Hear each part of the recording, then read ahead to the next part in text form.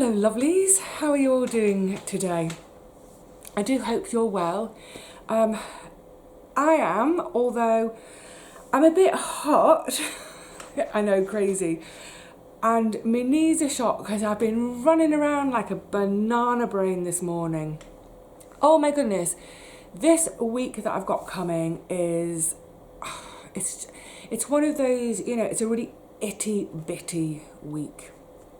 Lots of bits and bobs and things and and it all needs to be, I don't know, somehow fitted in this week, including making time to pop off tomorrow to the hospital for my annual breast check. And it's not my local hospital, it's one a bit further away, so it's a bus ride. It's actually a really pleasant bus ride, so in some ways I'm looking forward to the bus bit. Must remember to top up my travel card. In London, all bus rides are cashless, so we have an Oyster card, which we tap. We tap at the bus driver's window on a little electronic reader, and I think my card is empty. And you can't top it up on the bus, so I need to remember to go, it's one more little thing. I need to remember to go to the newsagents first. So I need to go to the bank to take out a tenner, then go to the newsagents. Anyway, yeah, hospital, the washing machine is coming, which means I need to clear a bit of the kitchen out, which is fine, as I was mentioning in that video about the washing machine breaking. It's planned for next week is to empty the kitchen, empty and clean it over the course of a week, and then the following week decorate. And yes, it would be more sensible to do everything, just do it all within 1 week, but I don't have a whole week to just dedicate to the kitchen. I have to fit it around all the other stuff. Anyway, so yeah, a real itty bitty week coming up. I think that's one of the biggest issues with working for oneself, having this kind of self-reliant life. I won't say self-sufficient, because I still do rely on stuff that other people either manufacture or serve me with, like gas. And this isn't a moan at all, not by any means, but one is constantly keeping myriad balls in the air, or keeping so many plates spinning.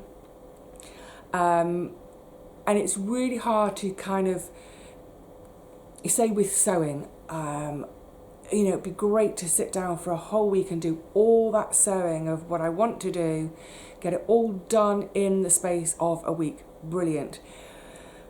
But you can't, or at least I can't, neglect all the other stuff like producing videos or tending to the garden and, etc. ad infinitum. So one is always juggling. And yeah, it's a particularly jiggly week this week. And this morning I've done my stairs up and down and a bit of high street 3 times already. And I'm done. I needed this sit. Let's have a sit and a chat and a catch up. Hopefully, if I sit for an hour or two, not the whole time on camera, some of that time will be editing. Then afterwards, I can think about getting moving again. But yeah, it started really early this morning, before sunrise, because I don't know if you remember, you may have missed it. But in a recent video I was talking about my refuse and recycling collection, how because I don't have any outdoor space here for a wheelie bin, I get supplied with refuse sacks, orange for rubbish and clear for recycling. I get allocated a certain number of bags per quarter, which I can use once a week. There's never enough bags for once a week, but then for the collection I have to come out of my house and go up the hill a little way, and I have a collection point where I put my bag. Now the thing is, I'm supposed to do it after 11 at night or before 6 in the morning. And frankly, after 11 at night, well, generally I'm in bed reading by 11. Or I might be curled up watching an old episode of QI or something. But 11 o'clock, I try to make my work cut-off point 10 o'clock at night. And I try to turn the light off by 12. In other words, after 11, you know, I'm heading towards sleep. The last thing I want to do is get up, get dressed, go down all my stairs, walk up the hill, dump the rubbish, come back up all... And anyone who's been watching for a while will know that I am not a lark. I'm not a morning girl. I'm definitely an owl. And so before 6 is just... I'm sorry, that's hideous. The only time I see before 6 these days is when I don't sleep and I stay up all night. Anyway, I've missed about 4 weeks of... The refuse doesn't matter so much. I don't really make much rubbish, but the recycling, oh my goodness. And in the last few weeks, of course, I've been going through papers. Remember, I mentioned I'd gone through all that Auntie Teapot stuff. Tons of it to throw, some of it shredded, what have you. Anyway, I had a load of recycling to go out. So this morning I thought, just do it, Vivi. Get up and do it now. So I did.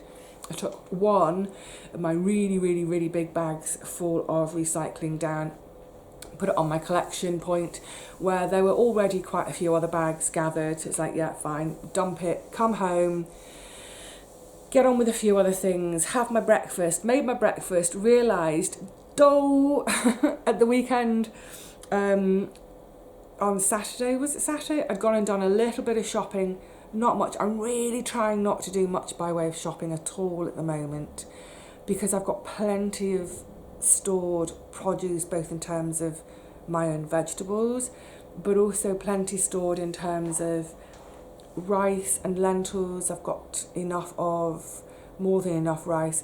For some reason I've got quite a lot of pasta. I don't know why. There's a couple of bags of pasta and I thought to myself, why have I bought that? Because I rarely eat it. Rarely eat it. Anyway, this is going to be one of those digression all around the houses videos. You know what? Who cares? Sit back, grab a cup of coffee, cup of tea, put your feet up, glass of wine, whatever you fancy. We're just going to hang out for a bit. Yeah, so I did my bits and pieces, but the one thing that was on my list I forgot to get, and that was oats. So this morning, having made my porridge with the last of my oats, I thought, you know what, just go and get oats right now, because you will forget during the course of today. Tomorrow morning you'll get up and there'll be no breakfast and you'll be really grumpy. I mean, I'm grumpy in the morning as it is. So I was like, right, okay, let's go down the stairs for the second time this morning. But before I did, I climbed up onto my window seat, hung out, looked up the street at my rubbish collection point, and it still hadn't been collected. So I thought, fab, quick, grab another bag of recycling, big bags of them, grab that. So on my way down, never waste a trip on those stairs, on my way down, dump some more recycling and go and get the oats and be done with it. So I dumped that off, and then on the way to get my oats, I saw our Gary in the coffee shop.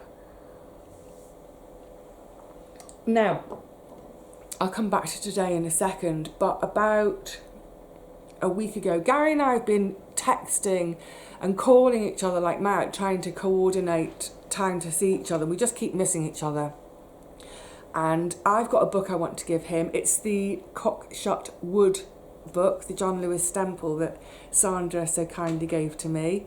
I want to give him that, and he's got a book he wants to give me. I think it's one it's at the far end. I've often had it in the shop, but I think I've had it 2 or 3 times and sold it. I've got a copy at the moment. It's the James Rebanks English Pastoral, about his rural life up in the Lake District. So I've had it for the shop, and I've always had really beautiful, pristine copies. So I haven't read it, put it straight in the shop. So it'd be great to have that from him. Anyway, so we've been trying to coordinate this for ages. It's just not been happening. And then, so this morning, no, I'll come back to this morning. Anyway, about a week ago, was so boiling from all this running around this morning. Yeah, about a week ago, was it? I was off to the post office with a big bag of parcels, all book parcels. Thank you so much. Folk have been buying books from my shop. This is my shop. It's like I've turned a few to face out so you can see what's in my shop. Thank you so much. So yeah, I was off to the post office with those, and I looked into, it's a really lovely little coffee shop, independent coffee shop, gorgeous. And sure enough, Gary's sat in there, so I thought I'll pop in and say hello. And then it was one of those kind of spontaneous things of, do you know what?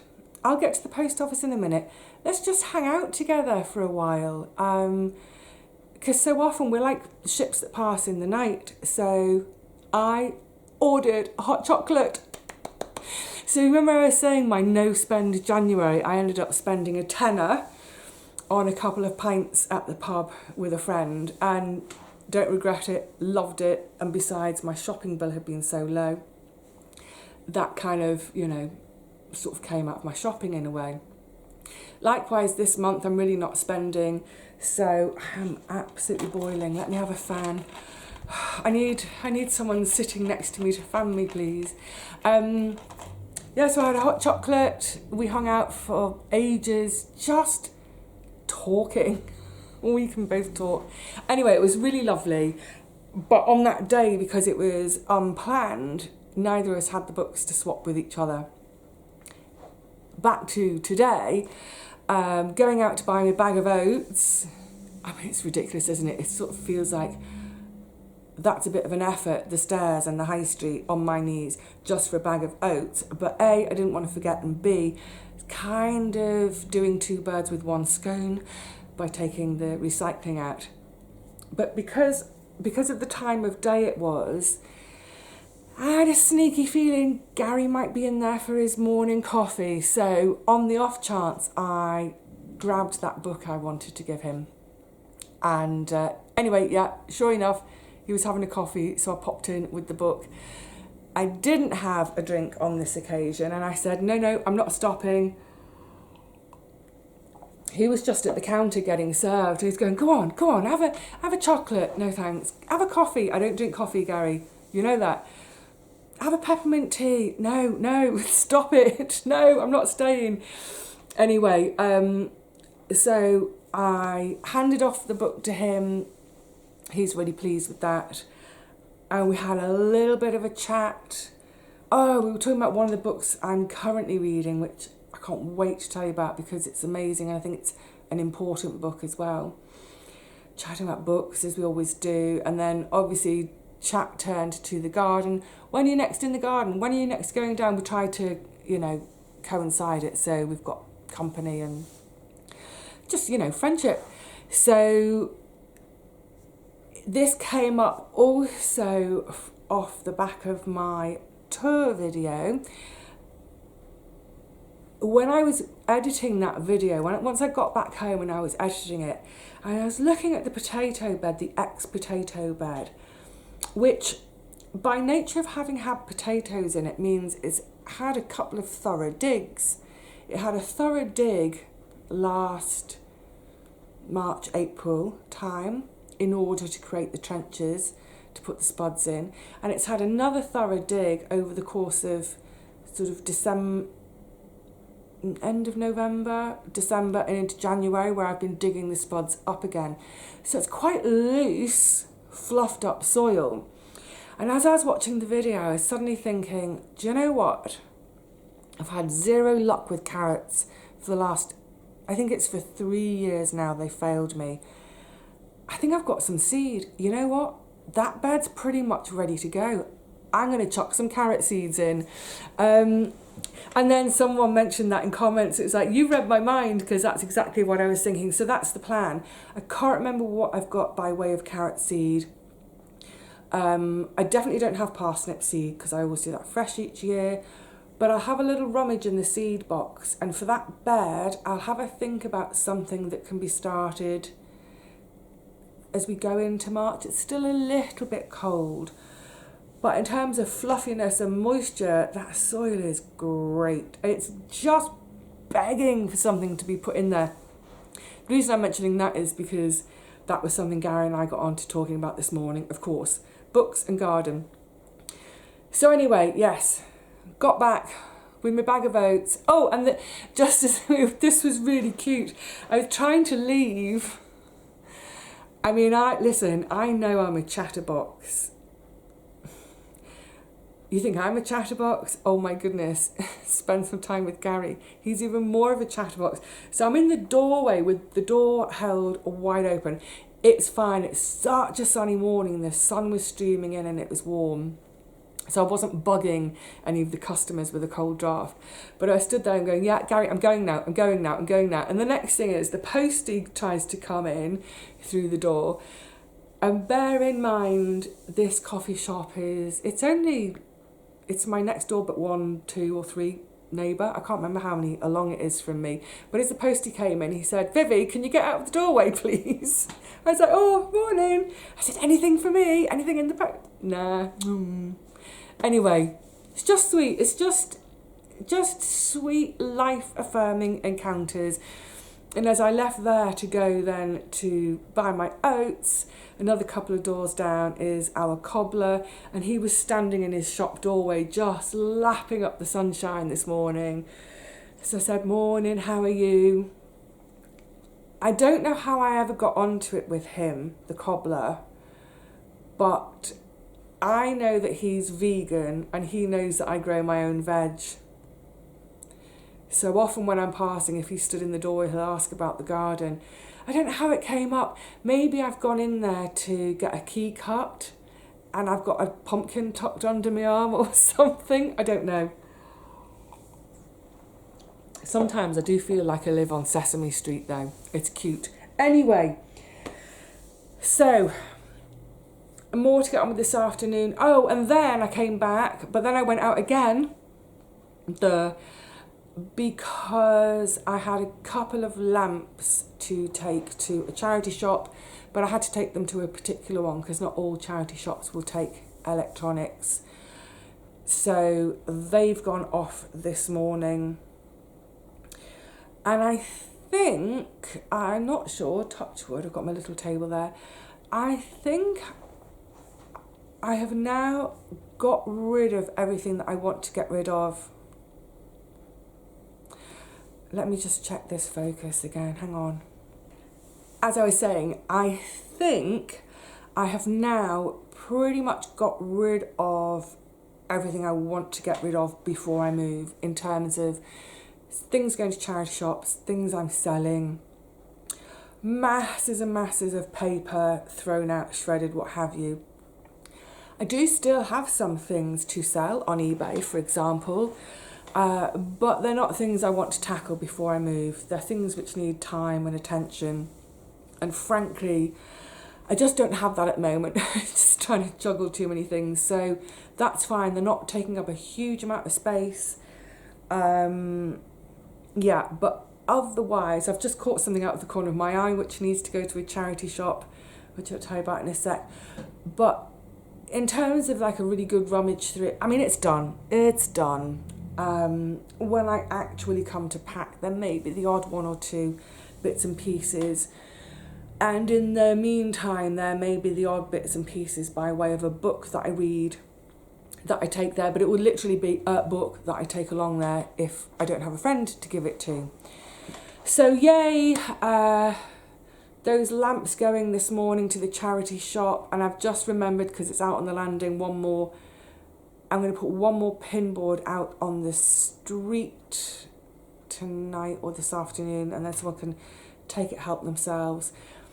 The freezer, I haven't listed with that kind of Facebook free, pick up free stuff in my local area yet, but that's on the list of things to do this week. It's in my mind, it's on the list, it will happen. I don't know if it will go this week, but it will get listed this week. So good, it's all happening, excuse me. Sorry, I momentarily forgot that some people are utterly grossed out by me blowing my nose on camera. I'm so sorry. Anyway, other stuff. Some books in a second, but first of all, as part of my treats for a tenner, do you remember? I treated myself to a DVD of I'm Sorry I Haven't a Clue, which is our fab radio show, BBC Radio 4. This is a live on stage version, which I've never seen them on stage, don't know how it's going to work. It's exactly like the radio show. The equivalent of two radio shows, I think there were two 40 or 45-minute stage shows. What a joy, what an absolute unadulterated joy. I was howling with laughter. I mean, I was proper out loud, filthy laugh, belly laugh for the whole, hour and a half that I was watching. I was going to watch one part and then watch the next part the following day. I ended up watching it all in one go. What did I make a note of? Yeah. Oh, I also applauded. I actually applauded out loud. I was so engrossed and so in there with them in the moment. It was just fantastic. Absolutely brilliant. Now, it's actually a really old DVD it's 2008. And I made a note, since this was recorded, 4 of the 5 of them are now dead. Who's the last one? Is it Graham Garden? Yeah, Graham Garden's the last one left. So it was it was a bit bittersweet too, because these are all performers that so many of us have grown up with and loved, whether it be from the goodies or from the actual radio show itself.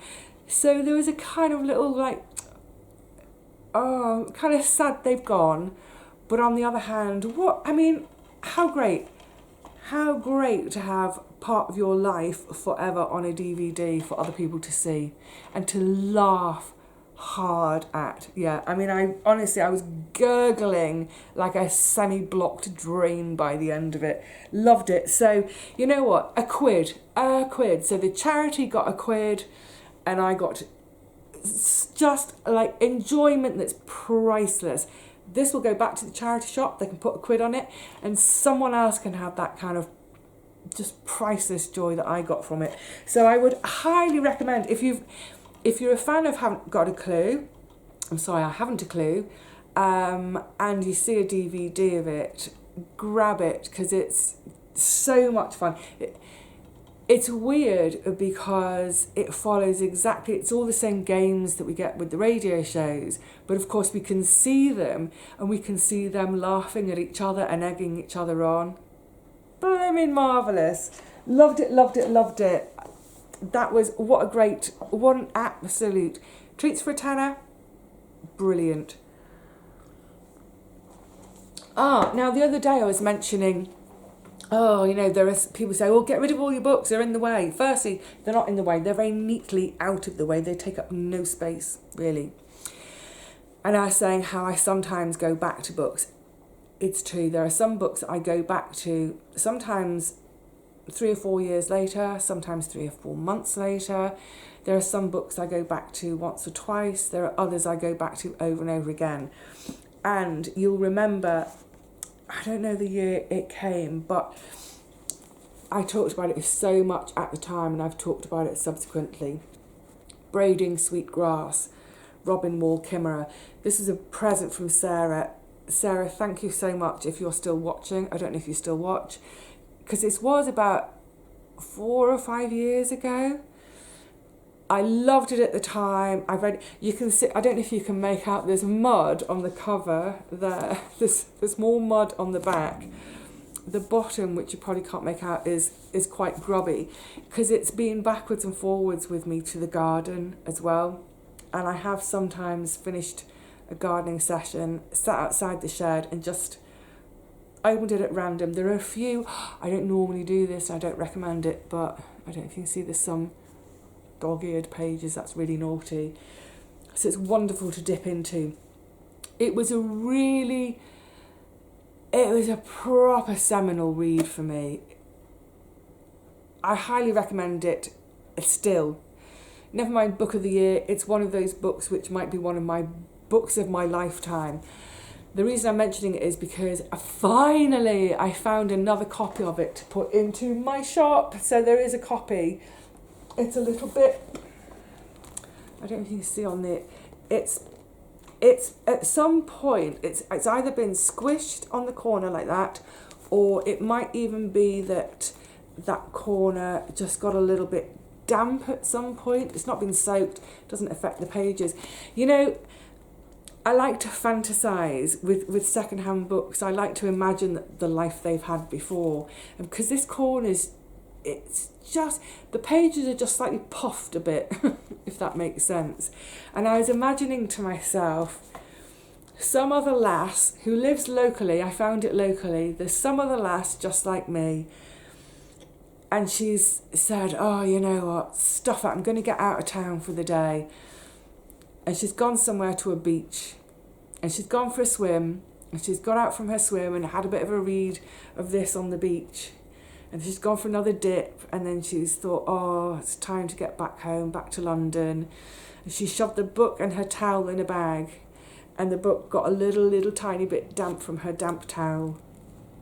I have no idea, of course, but I like to invent these stories for myself. It just, I don't know, it gives everything, it's a bit of a, it gives everything a little bit more life, doesn't it? So, because I found that the other day and I thought, yay, yeah, I've got a copy I can put in the shop finally.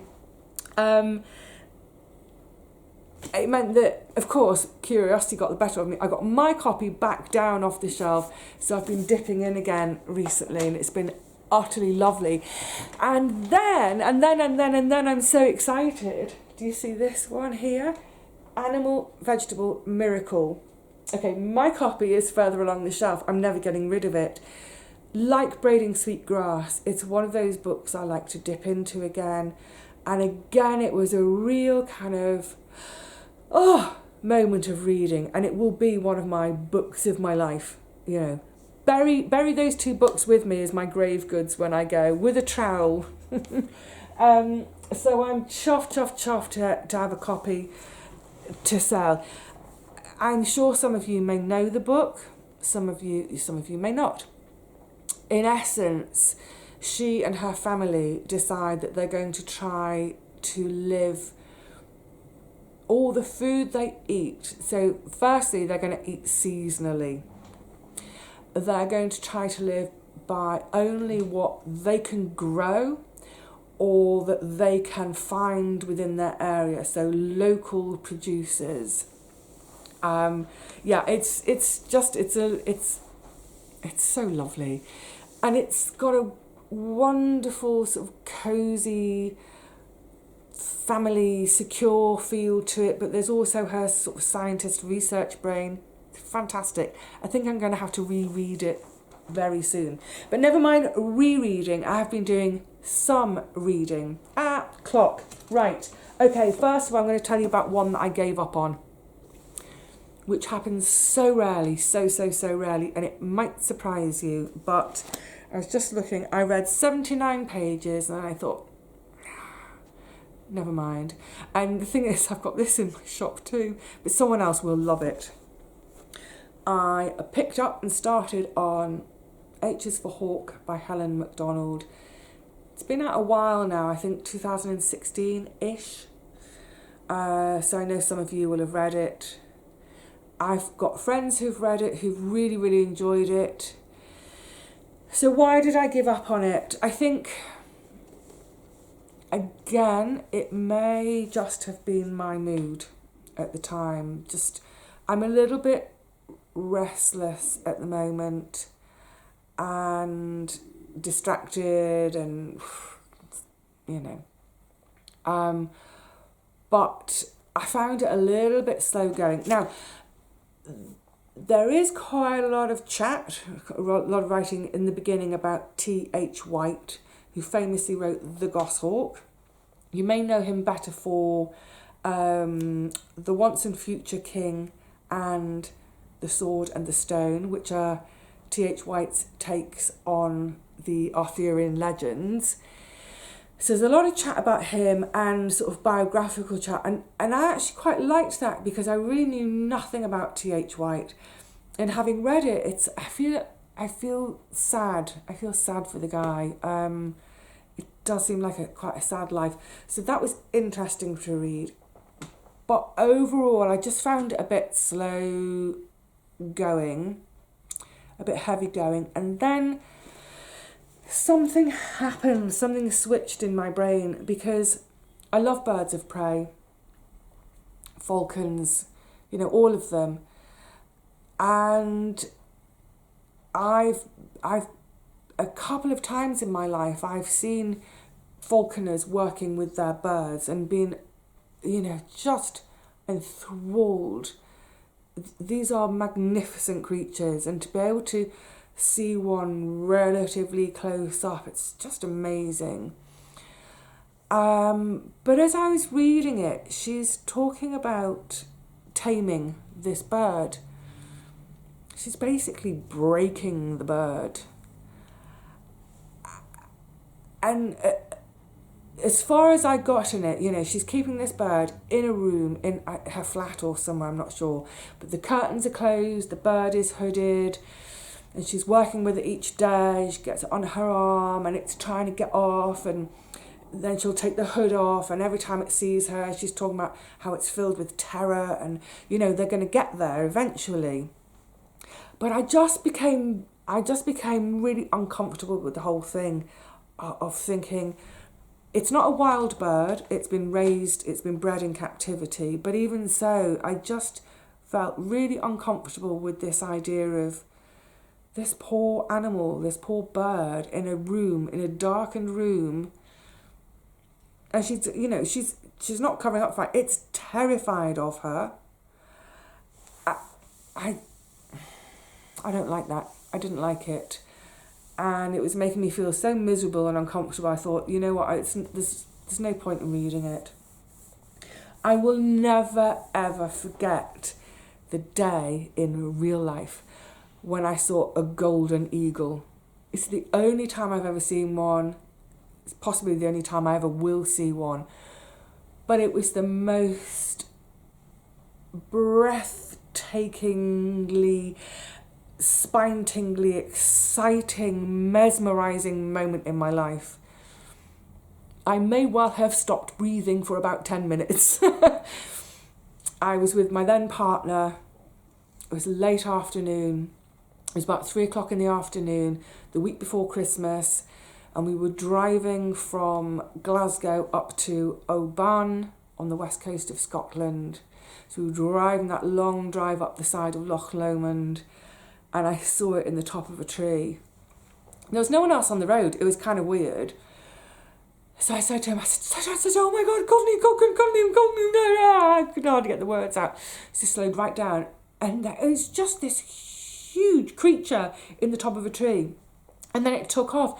And in that moment that it took off, one had a sense of its weight. I mean, they don't weigh a huge amount in terms of another animal of its size, because obviously their bones are hollow, aren't they, I think.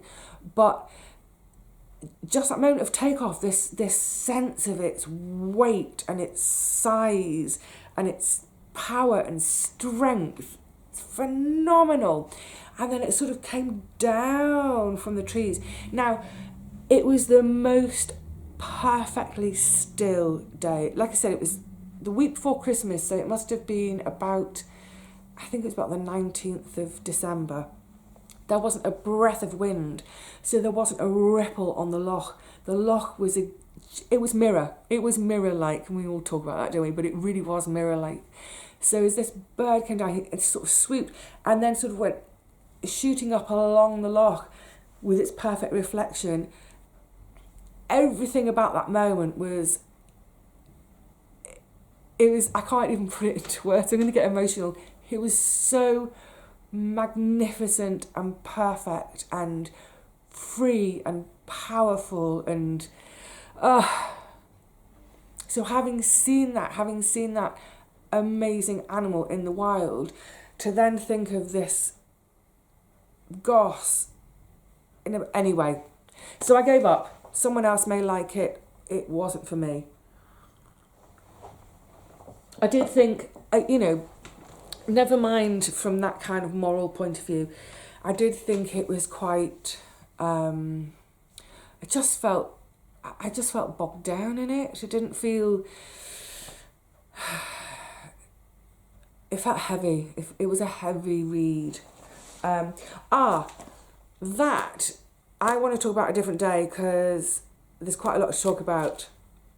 A really unexpected, amazing read, finally, after all these years. So I'm going to skip that for now, and I'm going to come on to, so I put down the Hawk book, went over to my shelf to pick something else off, and this is when you know you've made the right decision, because I'd been reading it for a couple of hours, and it was right close to bedtime, and I thought, I don't want to go to bed with that being the last thing in my mind.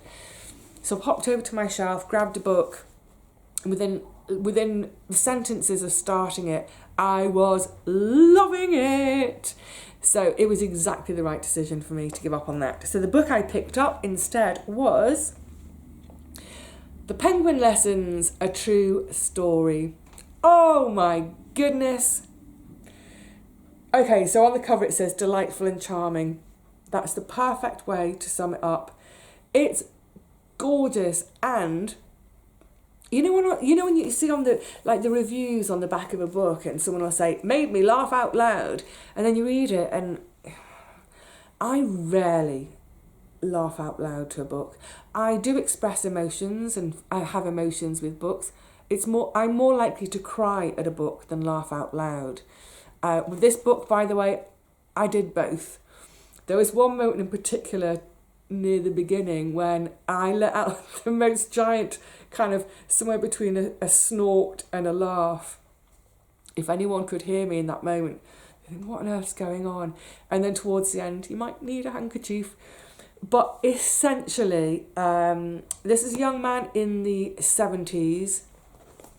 He obviously has a bit of wanderlust and ends up in Argentina. It's a British guy, ends up in Argentina to teach at a private school in Argentina. And to cut a long story short, he ends up rescuing a penguin, and then that penguin, you can't get rid of it. The penguin won't let him get rid of it. It's delightful. So the penguin lives with him at the private school in Argentina. Bonkers.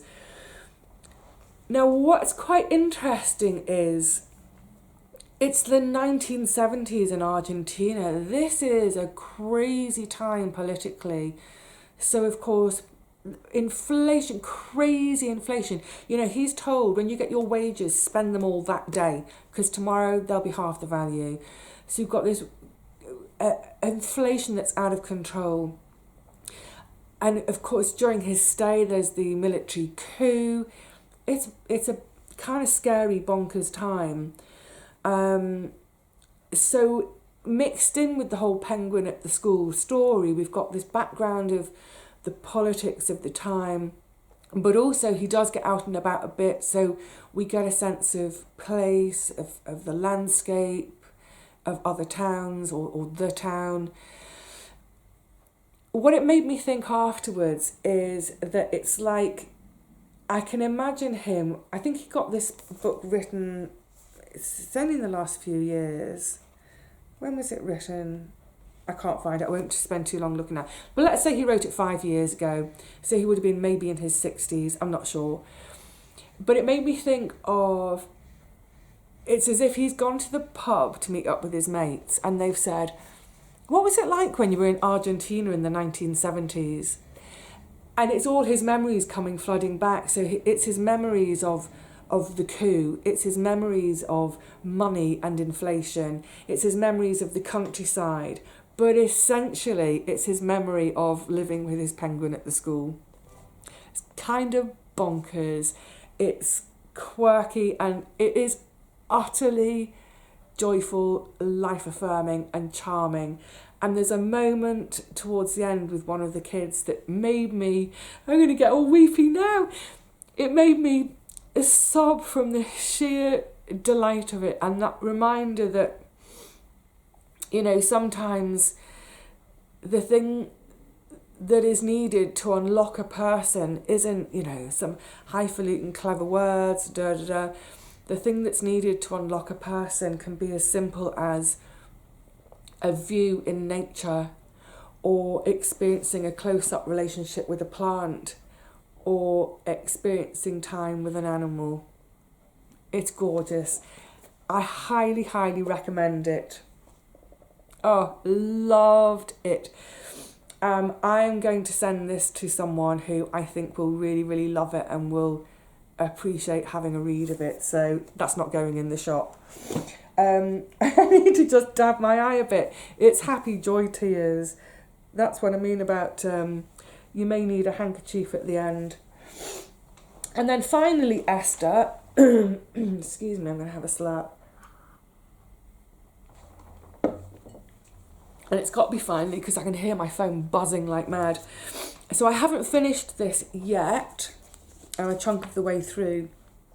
But I couldn't wait to talk about it and to recommend it. This is a book called Seaweed Chronicles, what is it? A World at the Water's Edge by Suzanne Hand Shetterly. Published in 2018. This is actually, I don't know if it's been published in the UK since. This is actually an American publication.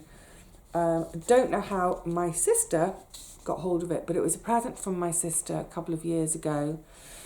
We both love the sea. Makes sense. Now, I wasn't sure what this book was going to be about, other than I knew it's going to have seaweed and therefore the sea in it, so probably love it. It's been really interesting. It's been thought-provoking. It's been happy, gentle, quiet time making. It's also been kind of disturbing and worrying and depressing in terms of the future, because actually the book is so much, it's about us using seaweed as food. Now, that's been going on for centuries, of course, but it's about this massive increase in demand across the whole world, pretty much, in the last 20 years or so. And the question marks about, can we wild harvest to meet the nutritional needs of people? We can't wild harvest. It's plain that's going to strip out all the seaweed. And seaweed is a massive carbon sink. In fact, seaweed is a bigger carbon sink than all our rainforests.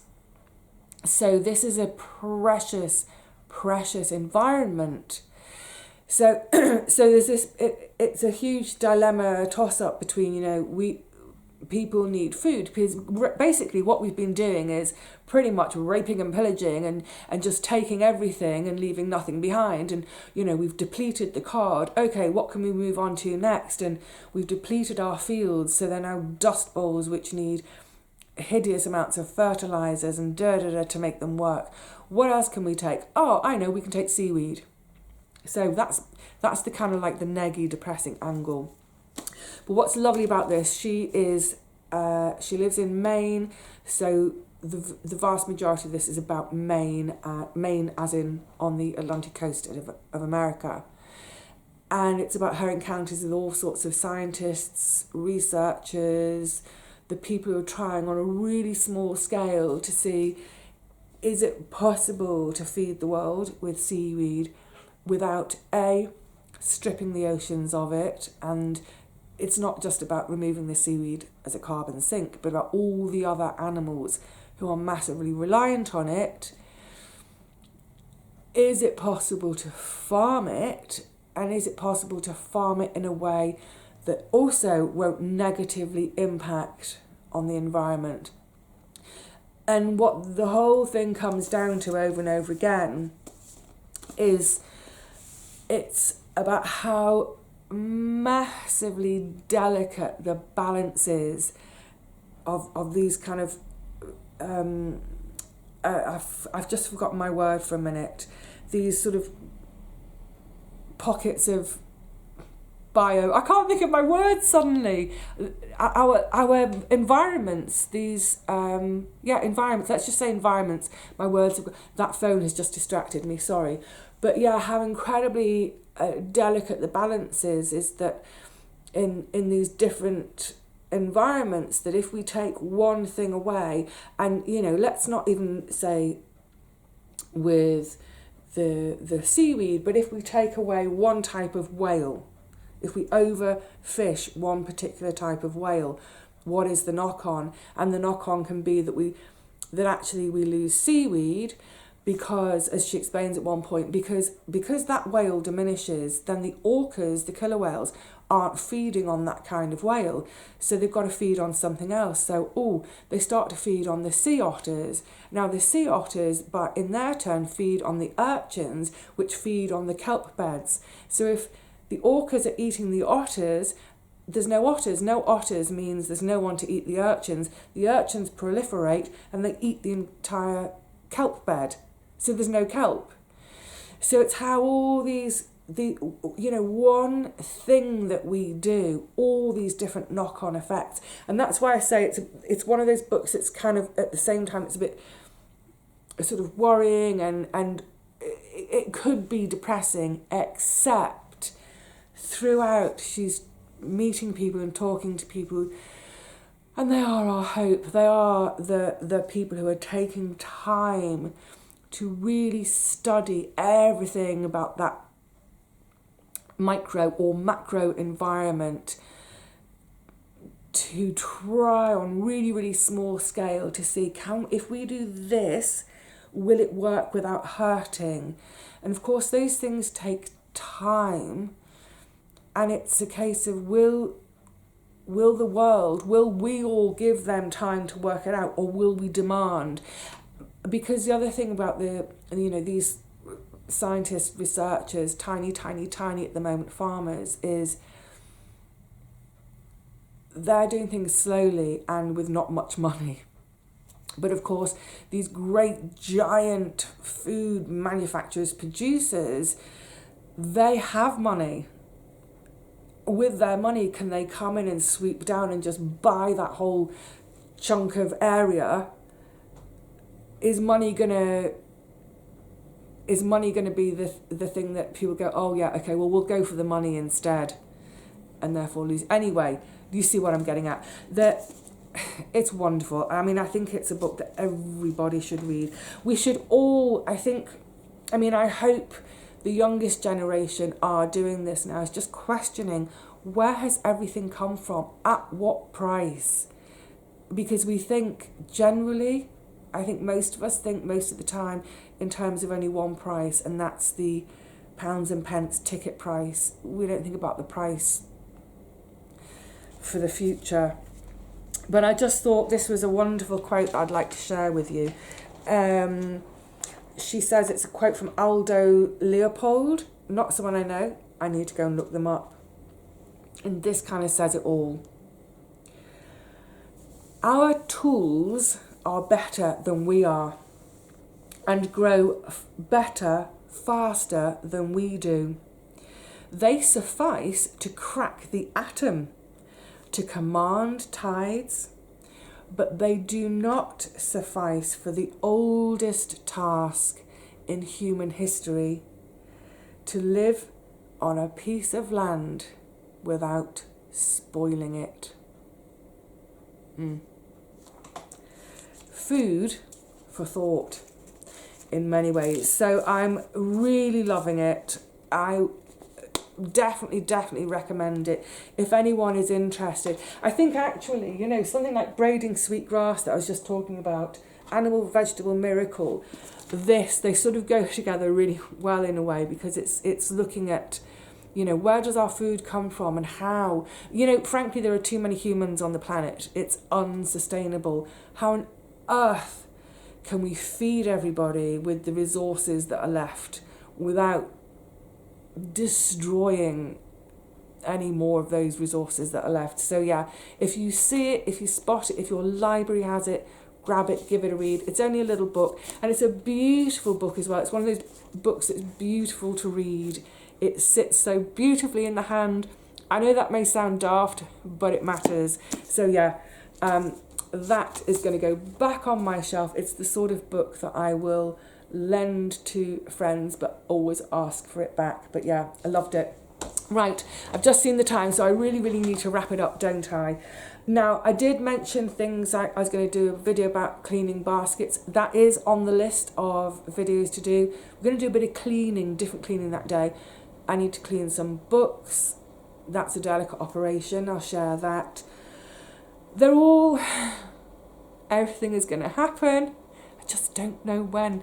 I think the next thing might be to start in the kitchen together. Anyway, the point is, I will see you again soon, I hope. I'm going to carry on resting for a minute before I crack into the rest of today. But yeah, until I do see you next, please look after yourselves. Look after each other, and please, all of us, let's look after this gorgeous planet, because you know what? It's the only one we've got.